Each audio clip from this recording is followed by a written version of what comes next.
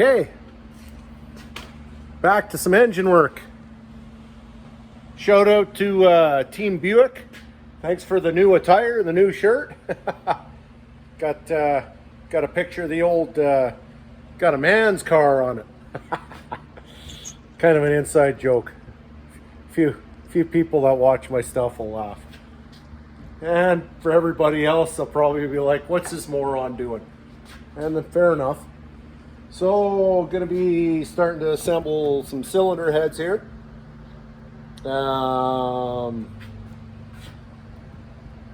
Aluminum heads, new valves, and the guides and the valve job were done at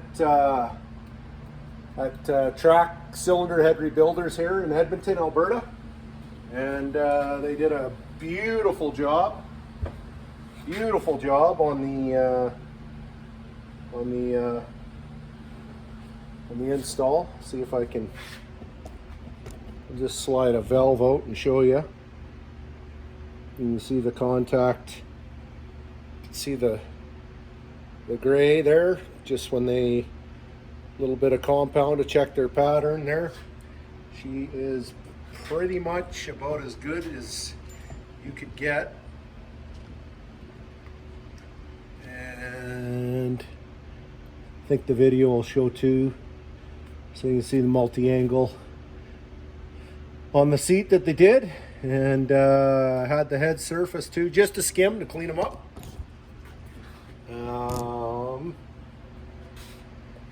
So we're ready to, these things have been cleaned and cleaned again, and a little bit of lube.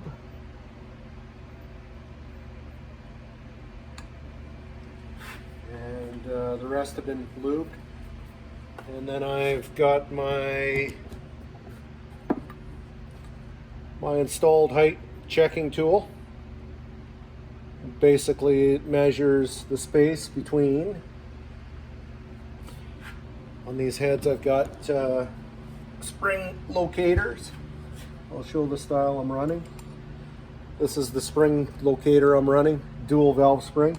So that goes on first, and then you put your checking tool in here, put your retainer with your keepers on, and measure the distance you get. And I've already done that. And that's what these numbers are here, written down. Let's stand this up without dumping stuff. So those are my numbers. That's the installed height.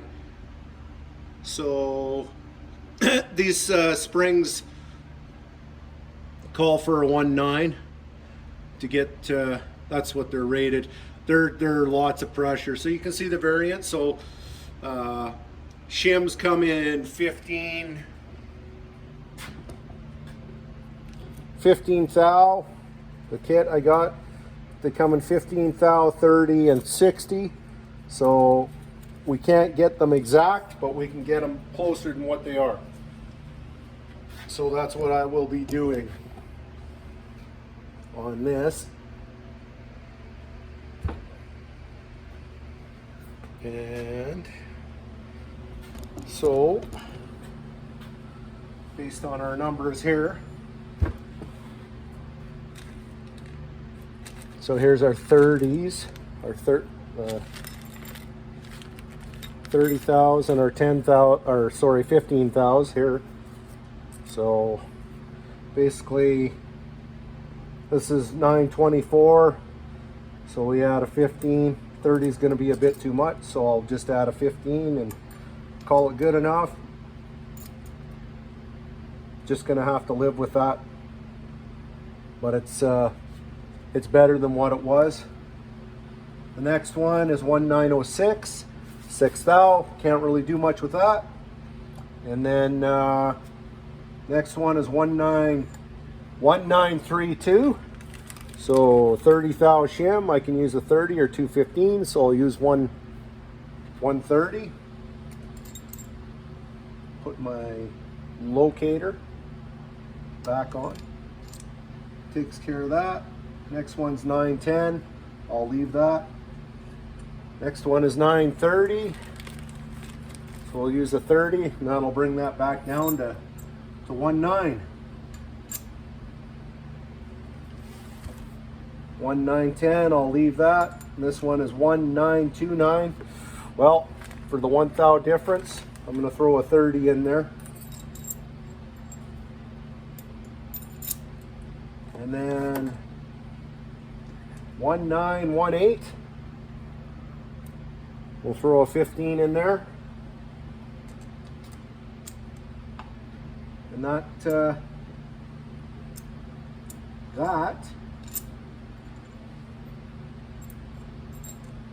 takes care of that. Boom. That takes care of that. Then next I can put my valve seals on.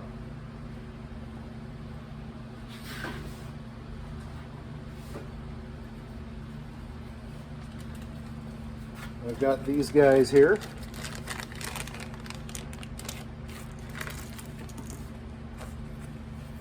These are the Viton. Now I've myself, and I have a driving tool, so I'll grab that.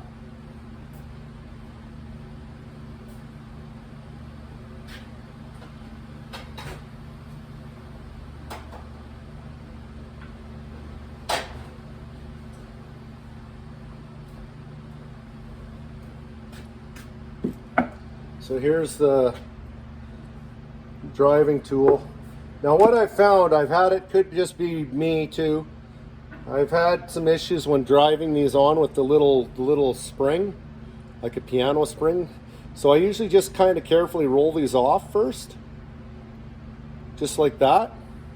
And I set them aside, and then put a little lube on the.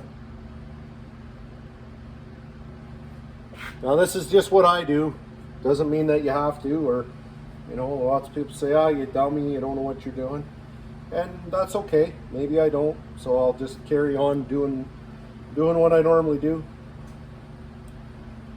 And then I can put this on and just tap the.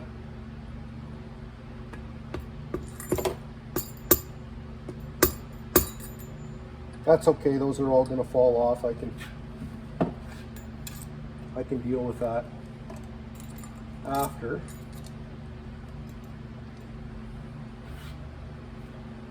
Either way, tip it down, all my valves will fall out, but that's okay. Either or, same difference. I'm going to grab a block here.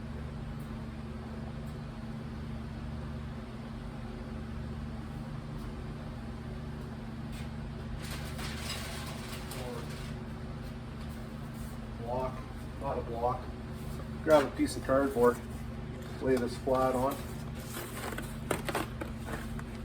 And that way when I go to flip it up, I should be able to keep all my valves in place.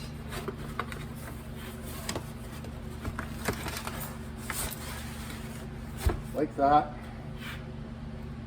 So this one was 9. Yep, that stayed, so that's good. And my 30 goes there, boom, boom. Okay, now I can tap the seal on.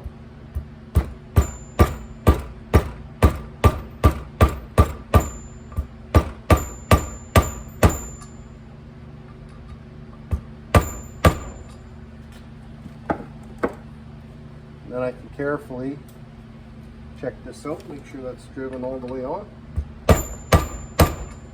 Yep. Yep. There we go. Right. One more, make sure. Right. Seal's driven on. Then I can carefully put my little piano deal back on. And like I say, I've done it both without removing this little piano. It's the little that keeps the tension on it, but by doing it that way, I don't I don't damage it. So that's just my thing I've been doing. But again, you don't have to do it. Everyone's got their own deal. But yeah, just a little lube on the, just makes it slide over, slide on nice and easy.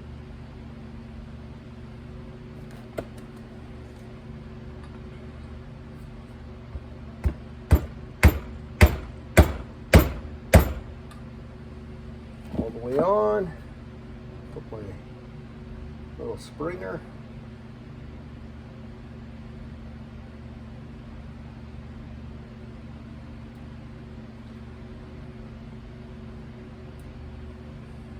Like that. Like so. And so on. Hopefully that's showing up good. Whew. Turn the heat down a bit.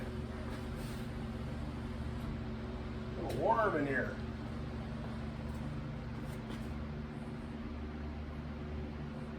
So yeah, these are the springs I'm using. It's a dual valve spring. I know sometimes these get mistaken, they get called a triple. It's not, because you've got an outer spring, you've got an inner spring, and you've got a damper. This is a damper in here. It's not a spring. It looks like a spring, but it's not. And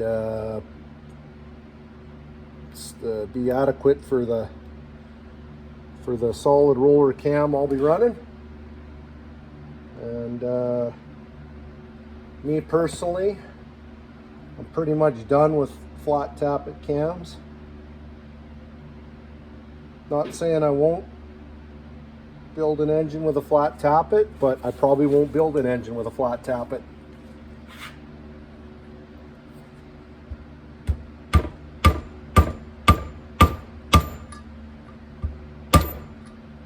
Yeah. And roll this on.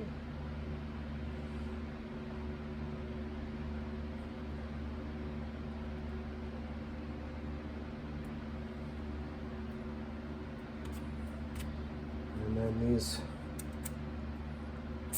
these sit on nice, and with that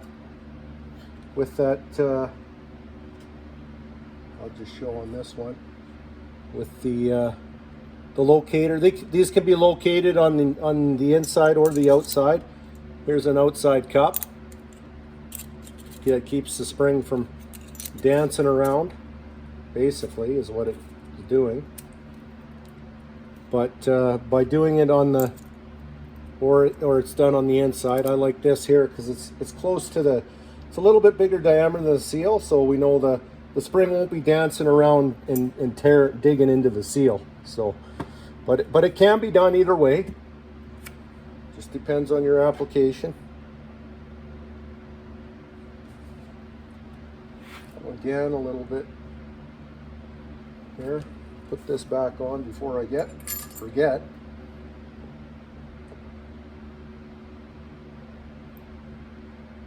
And just carefully slide these on. And tappy tap.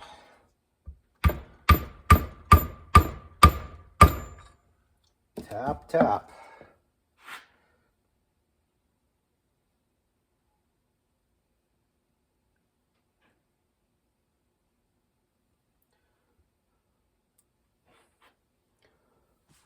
Oh, keep going here.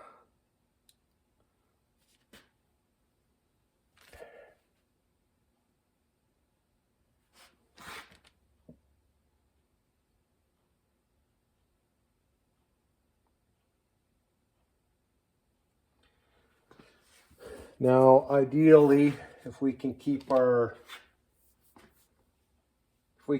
within, say, 10 thou of each other. I mean, obviously, ideally, perfect would be perfect. But every time anyone who's worked on heads and you do a valve job, to end up with every one at the exact same height is probably not that realistic. But you know what? To be within 10 thou is kind of a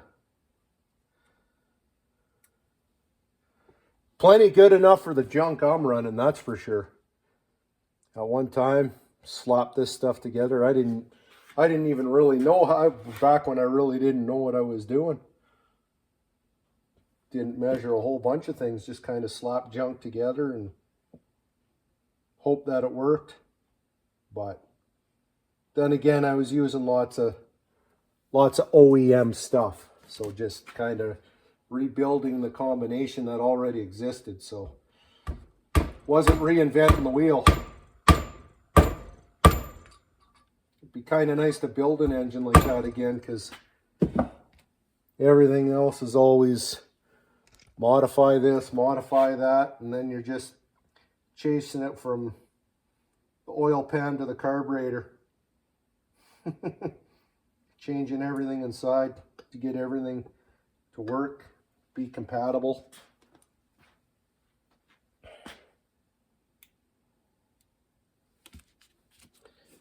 Yeah, so we'll just, again. So I'm gonna run these heads on my LS6.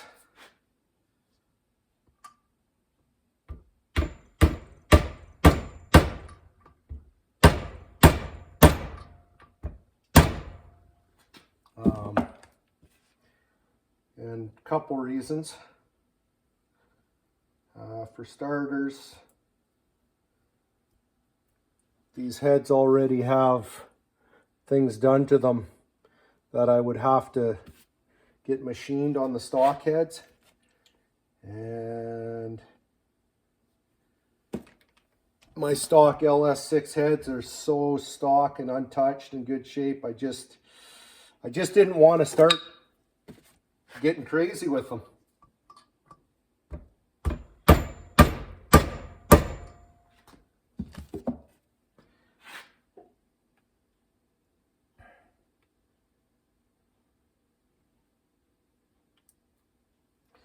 Okay, so that's that. The next thing will be springs, retainers, and keepers. These guys here. But for now, I just want to show you a comparison. So I'm going to grab an LS6 head and show you some of the differences.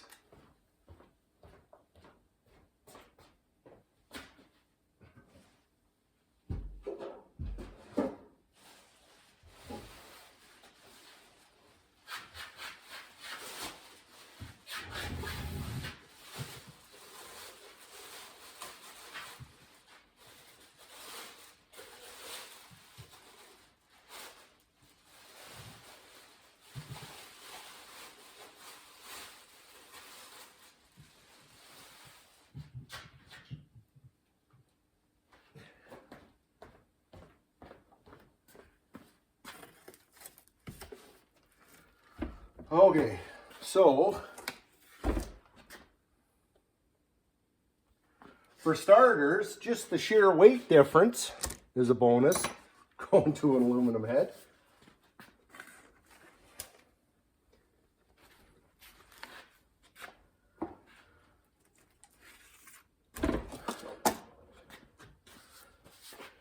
So you can see the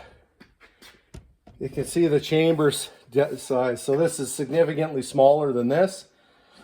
So the pros of this, it ups the compression.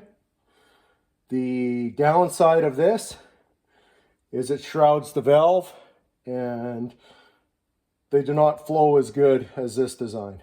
I don't care what it's on. It just doesn't, it ain't happening. Now this is a rec port. They call it a rec port, which obvious. Huge port, which looks impressive, looks great. And then this is an oval port. And you can see big difference in size. And someone would think, well, why would you go to that? So believe it or not, this is going to outperform this in any way every way, especially down low in the RPM. And it's going to make more power on the top end too. But these are, you know, they're okay. They did what they needed to do for the factory, and you can do a bunch of work to these and get these to work better and stuff. But pretty tough to beat. Pretty tough to beat a good oval port. And then yeah, if you want to see some real proof in the pudding there, check out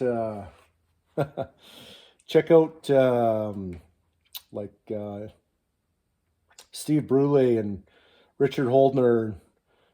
They do extensive dyno testing on big block Chevys with rec port and oval port heads, and pretty much anybody who's building stuff today knows that, especially a street application. Now, I'm not saying they don't make some good rec port heads, because they do, especially if you get into like the big name brand like AFR, Brodex and stuff like that. But it's all about the for the street. It's all about that low speed torque. So there's the difference. There's a closed chamber back in the day, 1970 head, but a nice head in great shape. And in fact, these things, they've never been ported, and they still have the factory valve seal, which actually clips into the retainer. So there's probably some guy out there maybe watching my video right now, and he's restoring that 70 LS6 Chevelle, and he's like, damn, I need those cylinder heads, because these are low mileage, no cracks, never had nothing. They're probably about as good as a stock LS6 head as you could get. 291 casting, 219s, 188s, right out of the factory. Now these ones, the aftermarket world, these are 225 and 188s, which is pretty common aftermarket for today. And these are 3/8 stems. These are 11/32. Well, yeah. So just a little bit of, there's lots of videos on this, guys, talking and rambling on, just like me, rambling on about the same old kind of stuff. But yeah, so just going to continue on building, getting these cylinder heads put together, and I'll hopefully get this engine wrapped up in the next few weeks, time permitting, all that other stuff. So that's going to stop there, and that's our cylinder head building, just assembling. I can't take credit for somebody else's work. So again, shout out to Track Cylinder Head Rebuilders here in Edmonton, and we've been involved with them on a couple of different engines now, and their machine work seems to be top notch, or at least for me anyways. I've got no complaints, and their prices are pretty reasonable. So and we've got we're kind of fortunate, we still got some good machine shops in the Edmonton area, but I think another few years, and I shouldn't say there won't be good ones around, but the older guys that have been around forever are going to be retiring, and good for them, but they're going to be missed, because there's a lot of knowledge that's leaving with those guys too. So down in the States, it seems the knowledge is endless, just population. You guys are lucky. Down in the States, you're lucky when you're engine building stuff. The prices on your parts are like half the price, and your machine shop expenses are half the price. And it seems like if you need something, you can just go across the road and it's right there. But up in Canada, we're always ordering out of the US. So even with things that are going on in the world, it's still going to keep ordering and buying stuff out of the US, because we need those good engine parts still.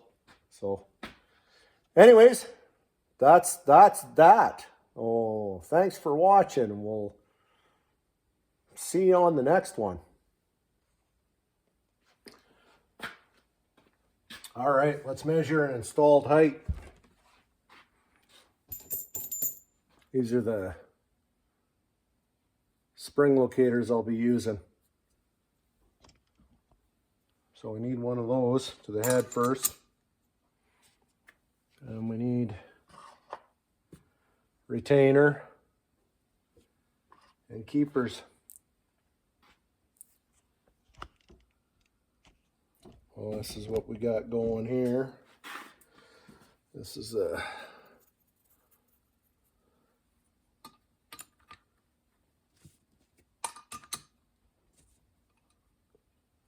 slide our keepers in.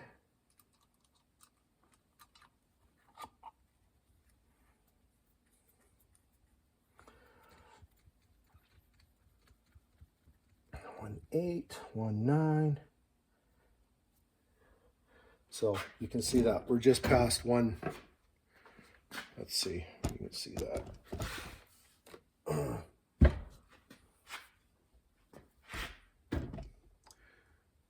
You see that there? 930. We're just past 30, so we could call that what, 131? We can't shim in 1 thou or increments. They don't make shims to that, so. So basically, I'll just take my pen and I'll write down my installed height. 1.931. Just like that. Just like that. Hopefully that shows. 1931. So roll down the round the way, and we'll keep going with that. But that's how you check your installed height. And then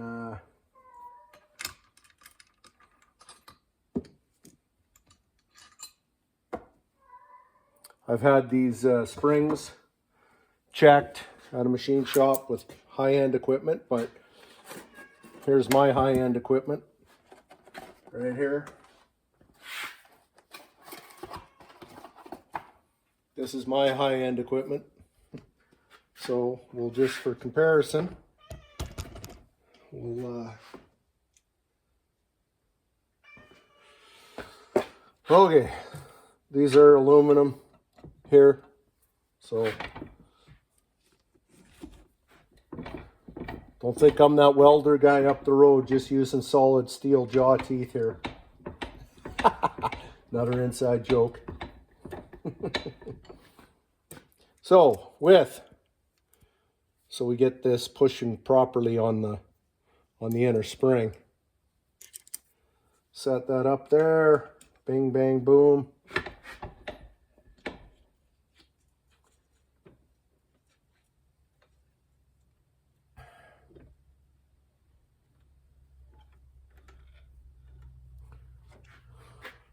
So these call for 1.9. So here we go. See my 1.8, 880, 885, 1.900 right there. Okay, so let's give this a little squish-a-maroo.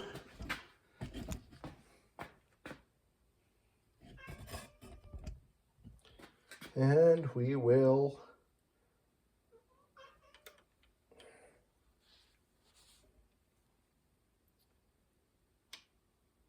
remember, you got to line it up to just the top of the spring, not the top of the retainer, but just the spring itself.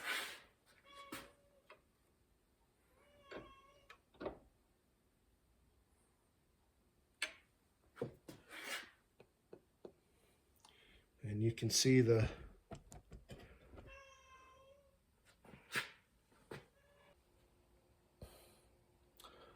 okay, all set up here, degreeing in my cam, or I should say verifying.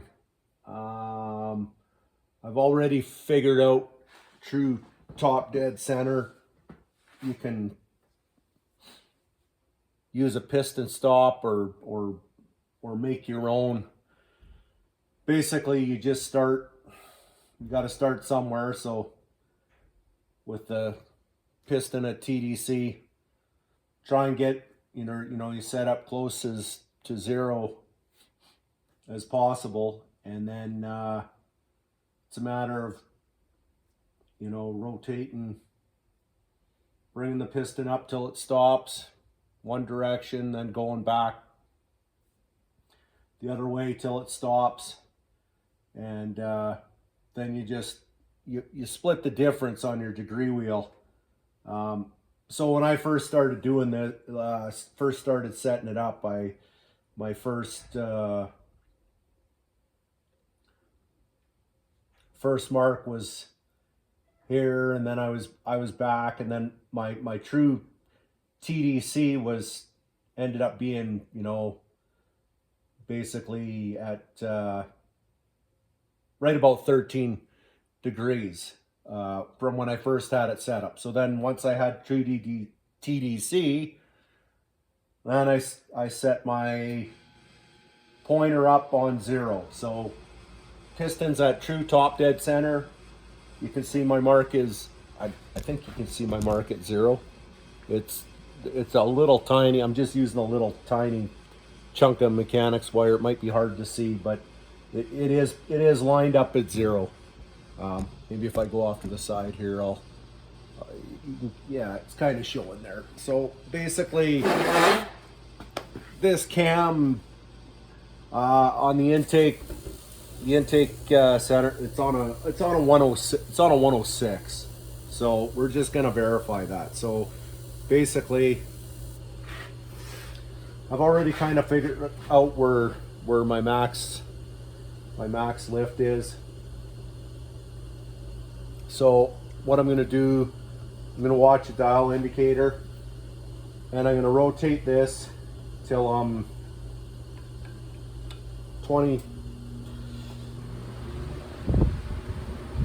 and try and just, rotate it nice and smooth and controlled.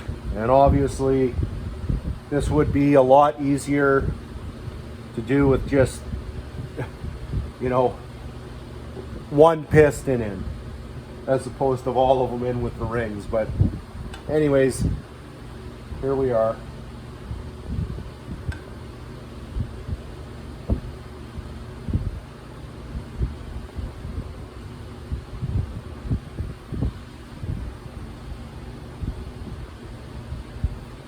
So I'm going to bring it around, and I'm going to stop.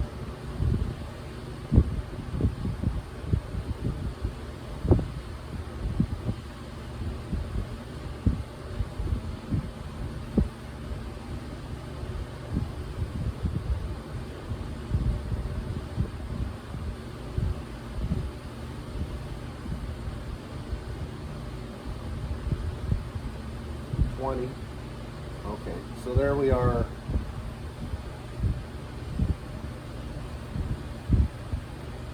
Twenty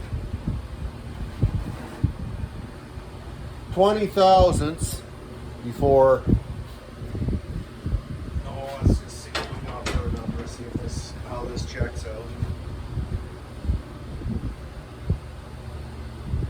And looks like I'm about 79 there, give or take.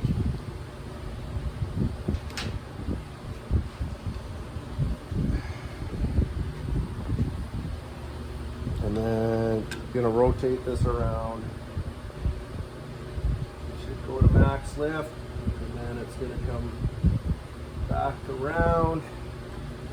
Then we're gonna go to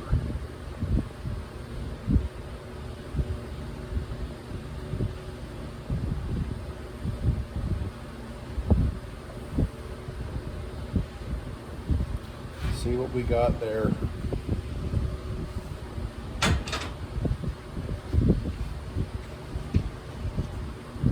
Showing about 132.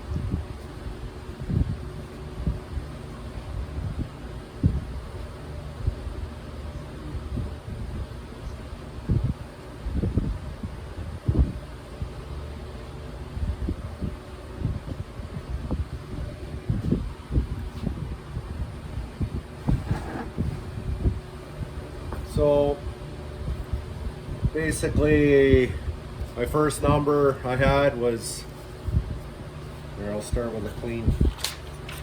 My first number I had was 79. Then my second number was 132.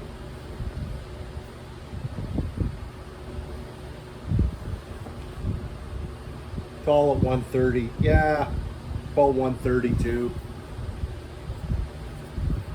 So we just add those together.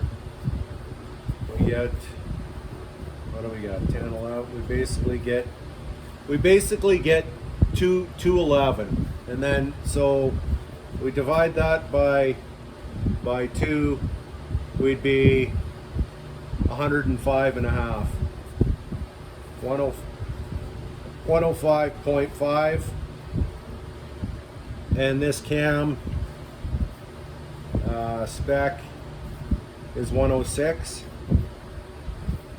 So there's the spec, 106, 105 and a half. I'm gonna say that half, I'll I'll say that half is error on my part, whether it's something, but we're about as close as you're gonna get. So checks out good. So hopefully I explained that half decent. There's lots of other videos on degreeing a cam, but that was basically it. But just, yeah, the main thing, find true top dead center. Again, a piston stop, or is probably the best way. You can use a dial indicator. It's just it's a little bit tougher, because when the when that piston comes up and it's at TDC, you still got a few you got a few degrees of crank rotation. Basically, the rod, it's the dwell. It's still, the rod is still slightly swinging over a few crankshaft degrees before the piston actually starts to change the opposite direction. So, anyways, yeah, find true top dead center, then re-zero up your degree wheel, and then you want to find where your max lift is, and then when you're rotating, you can do it at 20 thou or 50 thou. I mean, there's different numbers, but it'll still work. So for this demonstration, I went 20 thou before max lift and 20 thou after, and that's how I come up with that 105. So 105 and a half, and it's a 106. So I'm calling her good, and that was just stabbing the cam in and lining the marks up, and I just checked it to verify, just to see what it is. So here we are, and yeah, just a quick short one. Thanks for watching. Catch you on the next one.